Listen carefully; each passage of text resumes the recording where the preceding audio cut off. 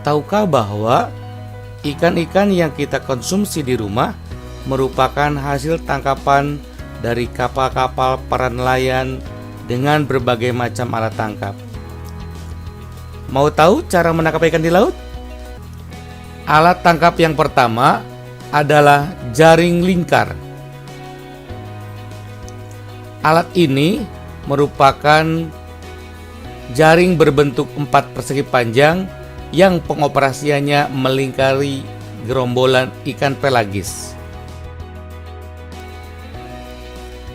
Berikut adalah cara pengoperasian dari jaring lingkar. Jaring lingkar dioperasikan di fishing ground yang memiliki gerombolan ikan.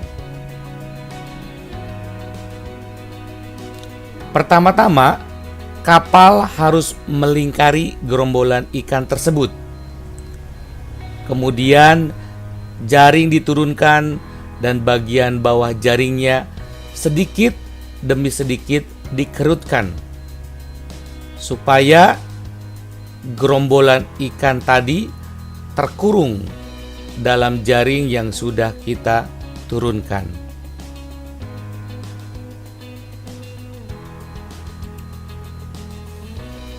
Itulah prinsip dasar dari pengoperasian jaring lingkar atau sering disebut dengan purse seine.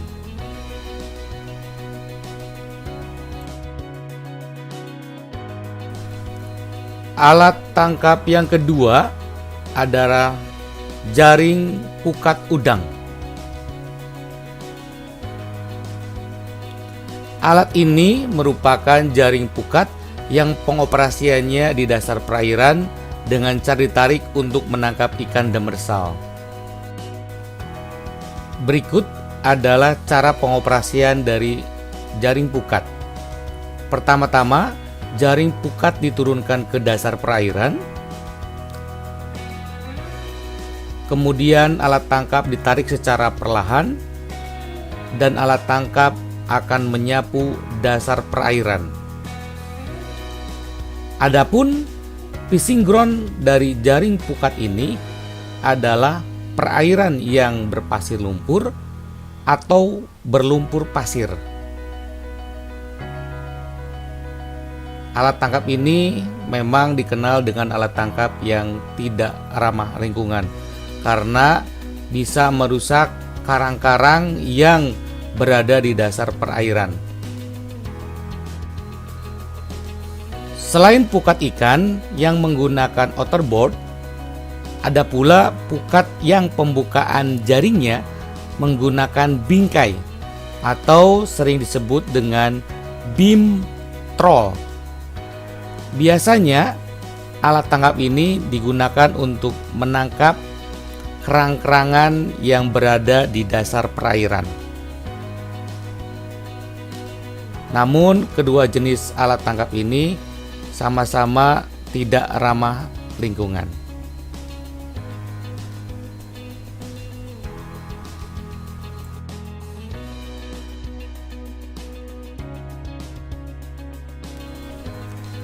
Alat tangkap yang ketiga adalah jaring insang atau gill net. Alat tangkap ini berbentuk 4 persegi panjang yang bersifat pasif, di mana ikan-ikan yang tertangkap menyangkut pada bagian insangnya. Berikut adalah cara pengoperasian dari jaring insang. Pertama-tama, kita turunkan pelampung tanda, kemudian arah jaring kita posisikan untuk menghadang arah renang gerombolan ikan. Setelah jaring kita turunkan semuanya, maka kita tinggal tunggu beberapa jam sampai pada akhirnya ikan-ikan akan menyangkut di jaring yang kita turunkan. Inilah prinsip dasar dari jaring insang. Alat tangkap yang keempat adalah perangkap atau bubu. Alat tangkap ini bersifat pasif berupa jebakan berbentuk kurungan tertutup sehingga ikan tidak mudah untuk keluar. Berikut adalah cara pengoperasian dari alat tangkap bubu. Pertama-tama, kita turunkan pelampung tanda, kemudian bubu yang telah dikasih umpan diturunkan ke dasar perairan satu demi satu. Kita tunggu beberapa jam sampai pada akhirnya ikan-ikan atau kepiting atau udang masuk ke dalam bubu yang telah kita pasang. Karena bersifat jebakan, maka ikan tersebut bila mana telah masuk maka akan sulit untuk keluar kembali.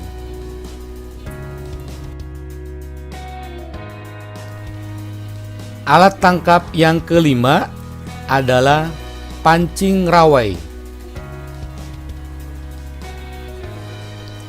Alat tangkap ini bersifat pasif, berupa rangkaian sejumlah pancing yang dioperasikan sekaligus, yang terdiri dari rangkaian tali utama, tali pelampung, dan beberapa tali cabang.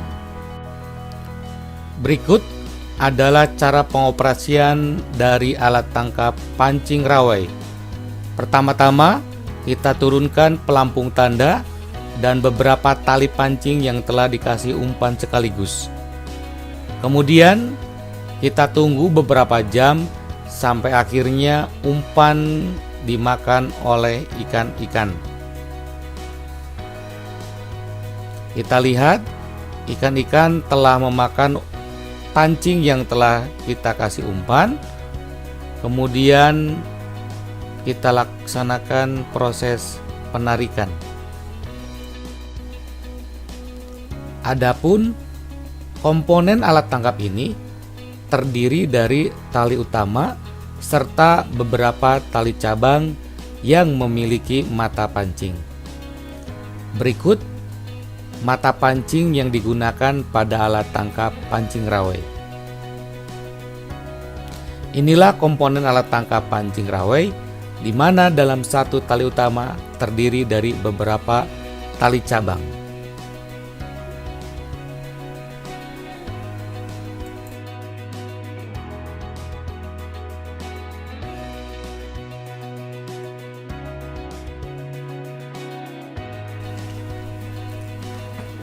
Alat tangkap yang keenam adalah pull and land. Alat tangkap ini biasa disebut dengan HUHT, memiliki konstruksi terdiri dari joran, tali utama, tali sekunder, kail umpan buatan dengan target utamanya adalah ikan cakalang. Berikut cara pengoperasian dari alat tangkap pull and land. Bila mana ikan-ikan cakalang telah bergerombol di sekitar kapal kita, maka kapal akan menyemprotkan air untuk mengelabui ikan. Kemudian, umpan ikan mulai dilemparkan ke sekitar gerombolan ikan supaya ikan dapat lebih mendekat kepada kapal. Setelah ikan berada di bawah kapal, maka para pemancing siap dengan jorannya untuk memancing ikan ke atas geladak kapal.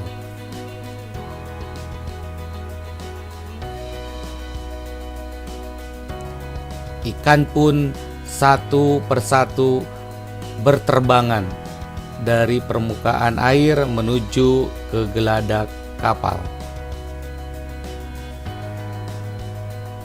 Dan petugas boy-boy atau yang melemparkan umpan senantiasa menjaga gerombolan ikan supaya tetap berada di sekitar kapal.